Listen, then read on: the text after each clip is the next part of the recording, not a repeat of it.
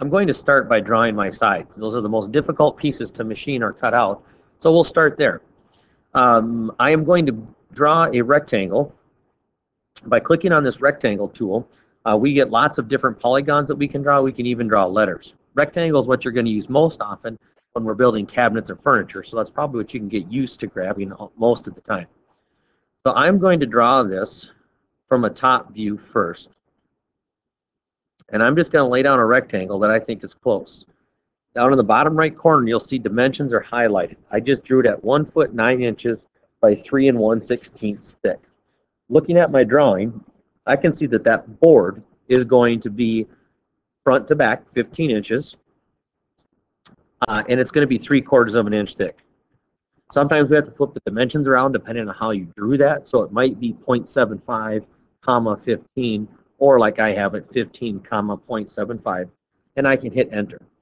If I push any other key after I do that drawing, I cannot change the dimensions of it. So I have to draw the rectangle and type.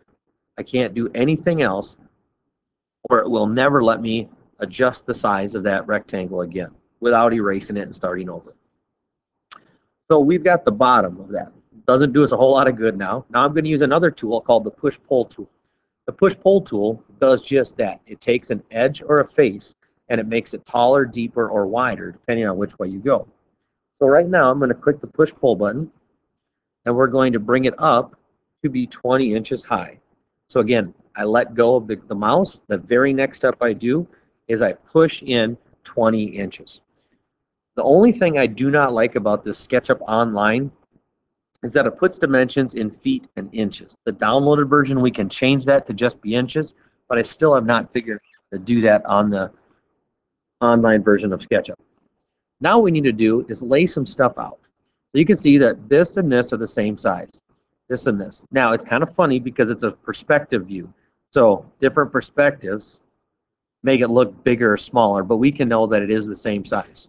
To orbit or pan, like I was just doing, I'm simply holding down the scroll wheel. I push that until I hear the click, and I can orbit around my drawing.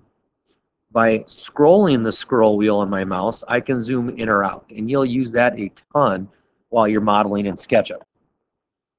Next tool we're going to look at is the tape measure tool.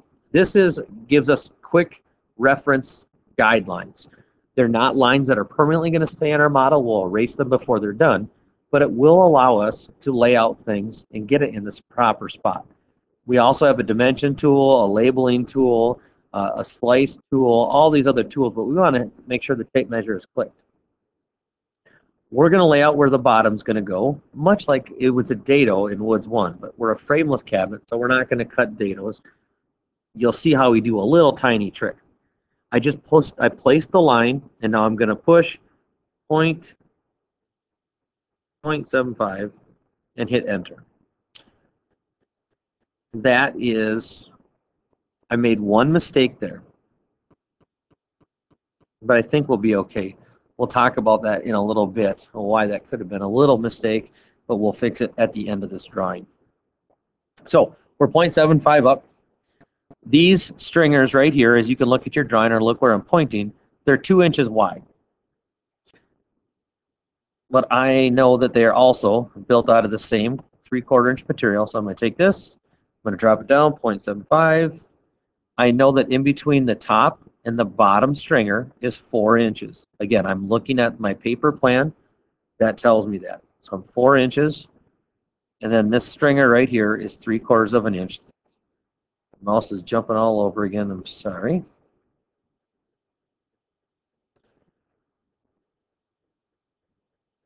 Now we need to set the depth. So I've got 3 stringers, one in the back and 2 in the front. They're 2 inches wide, so I'm going to go 2. Now in the back we've got a rabbet. If you remember back to one, a rabbet is what gets cut into the side of a cabinet so that the back is flush. Our back is going to be 1/2 of an inch. We always leave 1/8 of an inch so that our cabinet can bump up tight to the wall. So I have to draw that rabbet first. 0.625 is 5/8 of an inch. And then I'm going to take and draw a rectangle on top of it. Zoom in so I can make sure it's snapping in the right spot. And then I can use my push-pull tool. And rabbets are always half the thickness of a board. So my board is 3/4, so I go 3/8. 0.375. Don't forget to do that rabbet. It can throw you off if you don't do it. Now I'm back to doing my tape tool. And I'm 2 inches over from that rabbet. It's important you remember to do the rabbet. Now I need to get some permanent lines on there. So I'll go back to my rectangle. I'm just going to fill in these rectangles.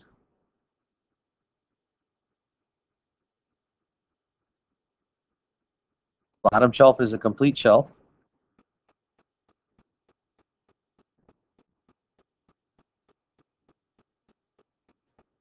And then if I want to, I can delete all my guidelines.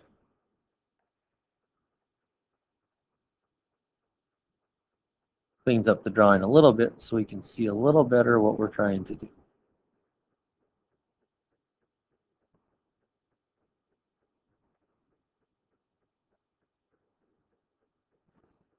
Now the very last thing I'm going to do is cheat just a little bit. We said that we don't do deals with frameless cabinets, but with the CNC router, it's awful nice to put little registration marks so we're certain that our nailers, our stringers, and our shelves get snapped in the right spot. So what we actually do is cut just a little tiny pocket. You could think of it as a 1/16 inch deep dado. So you can see I pushed that in there just a little bit so I know exactly where that's going to sit when I assemble my cabinet. I can pull this and bring it over. I can pull this, bring it over, and I can pull this. That all snaps to that right 1/16 of an inch deep. So I have a little pocket for all my parts to sit in. It's going to make the assembly process a lot easier. Last thing I need to do is a super important step, and it's really important that you don't skip it.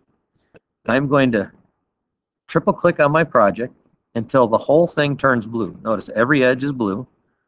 And then I have to make a component. If you forget this step, your drawing will not cut out properly on the CNC router. This is going to be called case side. Now hit OK.